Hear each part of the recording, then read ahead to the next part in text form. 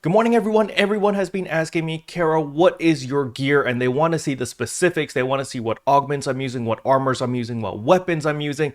And so in today's video, we're going to be covering all of that. But before we jump into the video, if you're new to the channel, I upload NGS content daily. So if you do play this game, I would really appreciate a subscribe as it really helps out the channel. Anyway, without further ado, let's begin the video.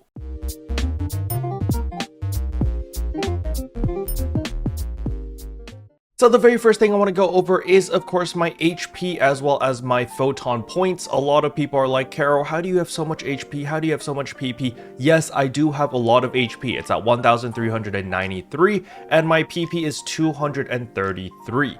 And the reason for this is actually because I do have Grand Dread Keepers. As we can see over here on my weapon, I have Grand Dread Keeper, which gives me 15 HP, 3 PP. As for the actual augments I use, I do have an XD Def Mel Tech in order to save a little bit of money, and since I'm using a katana, which is a melee weapon, and I'm multi-weapon with a rod, so you know that's why I have the technique one, but I didn't actually plan for this. It was just, oh, happy coincidence. The next thing is, of course, Lux Hal Finale. This isn't that bad now, especially if you craft it yourself. You know, I basically tell you every single week to get your Hal Finales, so naturally I have a lot of Lux Hal Finales already. The next one is Gigas Maste. Now this is actually supposed to be upgraded to Gland Gigas Maste. If we look at all of my other armors, you can see that I do have Gland Gigas Mastes on all of my armors. This is very expensive. Honestly, just stick with Gigas Maste, but if you can afford it, Gland Gigas Maste does help you quite a bit in the potency department, but I understand that it is incredibly expensive. Next up I have is Gladius Soul. Now obviously I had an S version over here because I did the SG scratch, so I got a bunch of those S capsules. And then of course over here I have High Ale Domina S, and the reason I did this is because I just didn't want to deal with augmenting Dominas. I just wanted to use an S capsule, or else I would have used in the High Kavaris Domina. Kavaris Domina is better. It gives you 2.5% floor potency instead of just 2% over here. And again, you know, the Grand Dread Keeper. So you're going to notice a pattern over here that all of my augments actually give me some HP and PP. It's a very, very balanced build. So I'm not using any of the Trial capsules. All of my stats over here do not have any negatives, but I am paying a premium for that extra potency because it doesn't have any negative stats. But that is the weapon itself. As we can see over here, it's 23.8% weapon potency or melee potency. Not very impressive. This is just kind of like, it's okay. However, what is impressive is going to be my Octo Armor Argas. Now, a lot of people are going to be raising eyebrows and going to be like, Caro, this is really old armor. Why are you still using the Octo Armor Argas? And it is because all three of my armors have Fixa Orxis level 5. For those who don't know, Fixa Orxis level 5 increases my Photon Blast charging gauge when attacking by 10%. And since I have 3 of them, so that technically should be 30%. I don't really know if it's multiplicative or additive, but nevertheless, I'm able to Photon Blast about every 100 seconds. So for those who don't know, the Photon Blast has a 90-second cooldown, and it just so happens that the new 11-star rarity weapon also has a 90-second duration. So the theory behind getting Fixa Orxis level 5 on all of my armors was, hey, I'm going to be able to fill up my Photon Blast gauge every single time, and I'm going to be able to cast it off cooldown every 90 seconds. Unfortunately, that doesn't seem to be the case, or maybe I do need to tweak a couple things to my playstyle. But unfortunately, on Darkfall's Dalian, I'm only able to Photon Blast about every 100 seconds. So my Photon Blast will be ready, but it wouldn't be filled up yet, so I wouldn't be able to cast it for another 10 seconds. So I do need to find ways in order to try to fill up the gauge even faster. So unfortunately, even with this extra 30%, I'm not able to cast my Photon Blast every 90 seconds, but it's pretty close. Every 100 seconds is also pretty good. But of course, now we need to talk about the augments. Let's look at the stats first. All of my armors give me 135 HP, 25 PP, 30.6% weapon potency. And this is for melee as well as for range, because remember, this is the Arga variant of the armor. If I was using any other armor, you know, it would have been more balanced. But nevertheless, the reason why my potency is lower than a lot of other people's is because if you're using the Elena armors or the Aina armors, whatever you want to call them, I call them Elena armors, okay? You will be at around 33% weapon potency, simply because the armor actually gives you more potency, versus my Octo armor, which does give less potency. So, you know, this is technically a pretty bad investment on my part. I should not have invested my Gland Gigas Mass Days into these armors. Like the Lux Hal Finale is not too bad because I have a bunch of them because I've been, stockpiling them since months ago. But the Gland Gigas Mass Day was definitely not really worth it since these are going for like 8 to 9 million per capsule right now. So this was incredibly expensive to get on all of my armors. But nevertheless, I've got XD Def Parfait, so this one gives me all potency, so potency plus 4% as well as potency floor plus 3%. We got the Gland Gigas Mass Day, so that's potency plus 4.75%, but it also got HP. Then we've got the Lux Hal Finale, we've got HP, PP, and 5% potency. We got the Gladius Soul, which gives us potency and more HP and PP. The regular High L Domina, again, I should have upgraded this to the Kavaris Domina since that would give me more floor potency, but it's too late for that, whatever. And then Grand Dreadkeeper LC. Normally, you should be using regular Grand Dreadkeeper. However, I chose to cheap out over here since I literally have like 500 of these LC capsules. So I was like, you know what? The only difference between a regular Grand Dreadkeeper and the LC capsule is literally 0.25% of the potency. You get the same amount of HP, PP, floor potency, as well as damage resistance. As we can see right here, I'll show you Grand Dreadkeeper right here. 15 HP, 3 PP, 2.5% potency, so that's the 0.5% potency difference, and potency floor is 5%, damage resistance 1%. We look at the armors over here, LC, it's exactly the same, only 0.25% difference on the regular potency.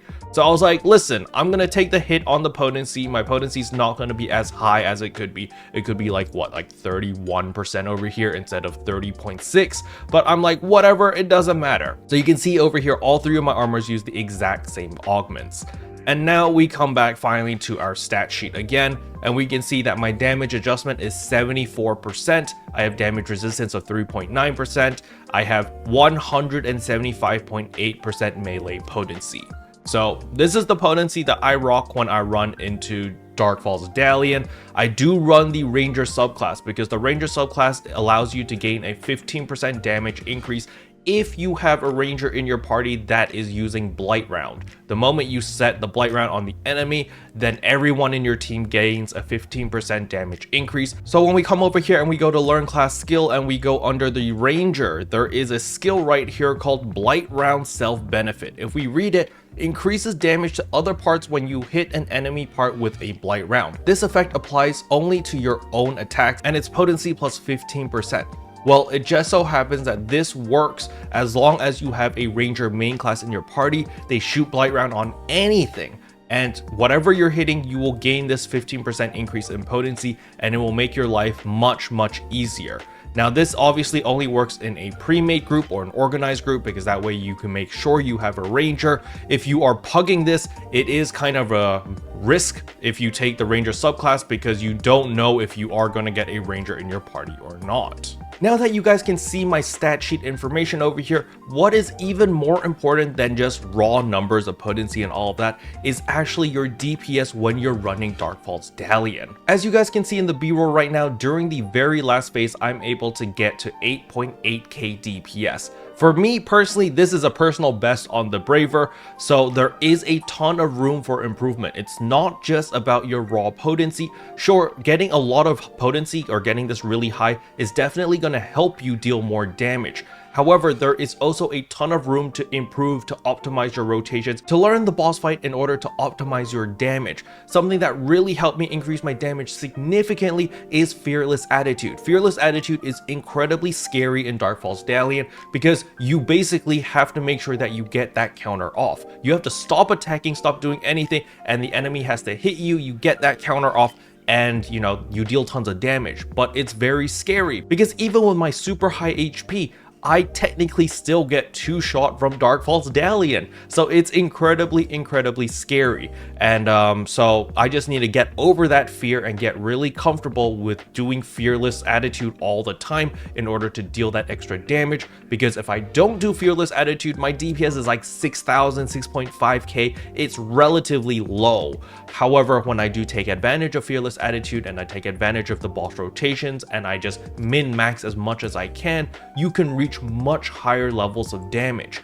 And this is another thing that I want to point out. It's not only about the gear. The gear is important. However, getting comfortable with the fight, knowing how to squeeze out as much damage as physically possible is also very, very crucial, especially boss fights such as Darkfall's Dalian, where you're kind of racing against the clock. But with that being said, it is time to show you someone who is truly min-max. We have Aiko over here. We're going to inspect their gear. They're a braver fighter. And look over here, guys. This is the dream. This is the Wingguard Katana, the 11-star rarity katana. And if we look at their augments over here, they've got the Gladiusol, High Kavar's Domina. This is the right one because that gives 2.5% floor potency. They've got the XD Deathmel Ra, Glan Gigas Maste, Lux Hal Finale, as well as the Spiro Tyrell. Personally, I think this Tyrell capsule is not bad. It's okay to take, you know, you just lose 5 PP. It's not that big of a deal, but you gain 3.5% potency. And as we can see, overall, they gained 26.5% potency on their melee as well as their range, so this is pretty nice. Now, of course, they aren't using Grand Dread Keeper over here because they're not really going for a floor potency build over here because, well, they have Fixa Fatale 5 on their freaking Wingguard, so that is amazing. This is the dream right here. For those who are wondering what the weapon potential is, it's Eruption Unit, potency plus 43%, and 1% damage to an enemy for 90 seconds after hitting it with a Photon Blast, stacks up to 3% with multiple stacked effects. So basically very similar to the Flugelguard weapon series.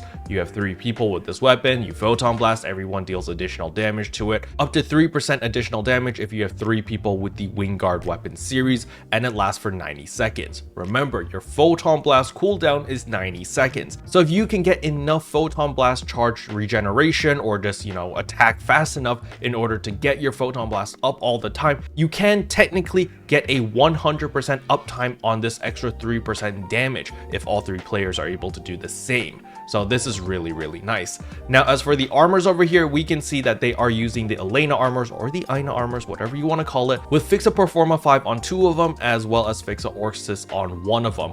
But let us look at the second page. You can see that their potency is much higher than mine. Even though they are using very similar augments, they have 33.4% potency, but they do take a hit on the HP department, as well as they have a little bit less photon points. But nevertheless, the damage is there. They also have a Trial capsule over here, which loses the down resistance. Personally, I advise against using the Wardo capsule over here, simply because, especially in the second phase where you're fighting 4 of the fragments, those fragments are elemental fragments, and so if you get debuffed in any way, it makes the fight significantly harder for you. So personally, I don't like having any down resistance. So personally, I would exchange this one for the minus PP one if you really wanted to use a Trial capsule, because I would rather take a hit to my photon points than a hit to a debuff, because like if you get the wind element debuff or the lightning element debuff, it just sucks, man. And if you get burned as well, the healing reduction, that also really sucks. But nevertheless, you know, they got Gladiusol S, High Kavar Domina, as you can see, it's 6 PP, 3 potency, as well as 2.5% potency floor. We've got the XD Parfait, so that's 4% all potency. We've got the Glan Gigas Maste, the Lux Hal Finale. So pretty much the same augments as me, they just have the Trial capsule over here instead of the Grand Dread Keeper. But nevertheless, this is pretty much the dream right here. With all of these augments and all of this armor, you will have 200.8% potency. Sure, your floor potency is taking a hit. However, you do have the Fixa Fatale level 5 to carry you, since you know, you have an extra 22% extra crit rate, so it won't be as bad. And you're just going to be dealing tons and tons of damage, which is really nice. But returning back to Earth, it's perfectly fine to use your Octo armors or your Elena armors or whatever you have right now and just aim for as high as much potency as you can, as well as floor potency. Personally, I have another weapon over here, as we can see, the Zover weapon. I literally use this just for the cannon phase, and it does help quite a bit. You can see over here, it almost gives me 60% floor potency, but when I equip that weapon, so let me equip it right now, and we actually go to my personal character information, you can see that my floor potency is basically 80% to 100%, and when I have this on, the cannon phase is ridiculously easy. You are doing so much more damage, so much more consistent damage, that you just kind of blaze through it. So this is the weapon that I use for the cannon phase. The augments are really just anything with floor potency. I'm using Deafness 4, it just has floor potency. Mastery LC, it has floor potency. Al No Noth, it has floor potency. Def Trippable, it has floor potency. High Kavaris Domina LC, it has floor potency. Grand Dread Keeper LC, it has floor potency. You can use the LC capsules over here because you don't care about the potency. You just care about the floor potency or the potency floor. And so that's why using the LC capsules are perfectly fine here because you don't care about the damage at all. You can see my damage is pitiful over here, plus 10% potency. But as you can see in the B-roll right now, I am dealing massive amounts of damage while using the Zover weapon with really crappy augments. Special thanks to all the members for supporting the channel. It really means a lot to me. Thank you again.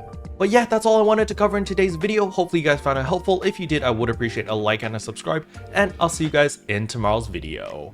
Bye.